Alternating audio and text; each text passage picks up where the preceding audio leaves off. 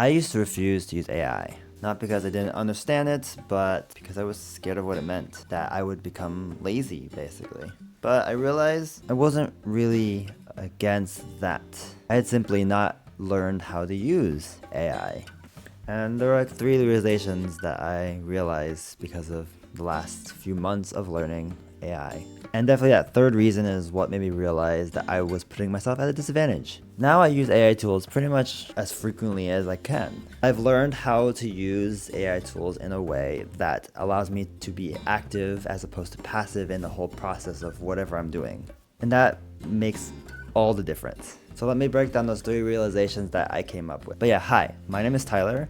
I'm a part-time freelance software developer, content creator, and game developer. And in this channel, we explore productivity, learning, and personal development in ways that are sustainable, that are impactful yet simple, one step at a time. But yeah, realization 1 is that AI isn't here to replace us. I think it's here to empower us. And I think I had this all backwards for the longest time, because I thought that if I was to use AI, I wouldn't really think. I could just give it a thing, give it a prompt, and be like, okay, here's the whole thing, here's the whole project, I'm done. But that's not necessarily true. It's not here to replace, but rather it's to help me be more efficient and in some ways also help me work past my blockers. It allows me to do bigger things.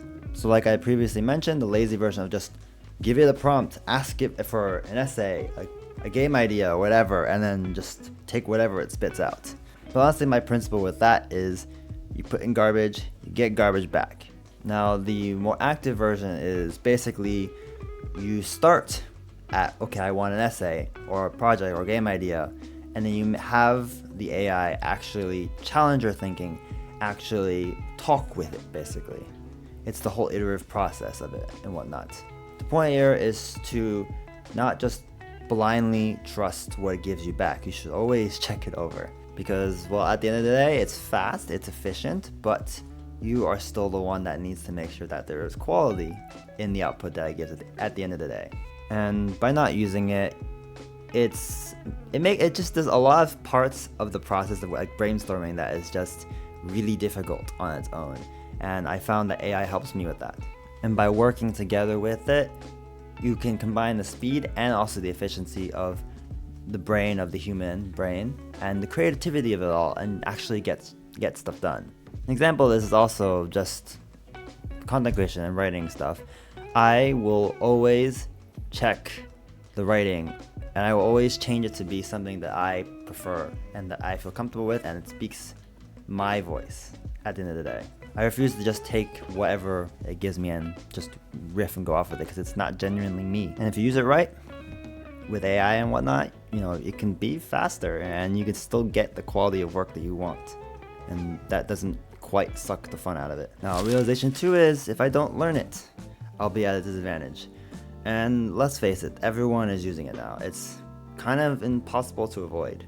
Especially if you're a software engineer, like it is impossible to avoid being and talking about this AI stuff because everyone's using it to code and they're getting results. Sure, it's not perfect, but obviously that goes back to the last point of you need your own input. And also it goes back to the whole calculator usage, computer usage. Like it's normal for us nowadays. Like it's essentially the same process of, okay, and we've got this new tool, it's faster, it feels like cheating, but at the same time, if you use it right, you're also gonna get the good results and also be fulfilled. And if I don't pick it up, I know that I will just fall behind. And maybe one day, it'll be so normal that, we don't bat an eye of like, oh, it's taking over everything and whatnot. The world's gonna end. And it's sort of like computer skills. I know there's a lot of people that, even to this day, don't quite have the strongest computer skills. And it makes a lot of things harder, especially if you're at a job. Because computer skills are basically necessary at this point. And at some point, that will become necessary for AI. And at the end of the day, I think it's important to not necessarily say, should I use AI? But rather, when should I use it? What's the most valuable way for me to use it that is necessary for this project? And it comes back to the whole concept of AI fluency, where you should know when you should do the work and when you should delegate that to AI. And a very simple way and a good example of this is, let's say you're writing an email. You say, oh, I want to write an email to this person. And I want to go over the AI fluency stuff at one point in the future. But let's say you want to write an email to your boss responding to some invitation or whatnot. And you basically give AI the email and then say you want to politely decline. Now, it'll probably give you an email that's fairly good, but maybe it missed some details, maybe something you particularly like saying. And so you can probably just say, I want this to be as least confrontational as possible. And you can basically tell that to the AI stuff and it will modify it. Now, you don't even have to really use the email that it generated, but as a reference, it's pretty useful in terms of how to write something that maybe not as offending to someone. And you don't even have to send that email. You can just reference that email and say, okay, maybe I need this piece and this piece and this piece to make it sound professional. And I'll just write it myself, but I'll make sure that I use it as a cross-reference. That, in a sense, is a good example of choosing when to use AI and when to not use it. Now, realization number 3 is that, and it's something that I've mentioned already, it's a skill. AI fluency is what I mean. It's sort of like learning Microsoft Word, learning how to speak to a camera, learning a language even. There is now a term for it, and it's called AI fluency.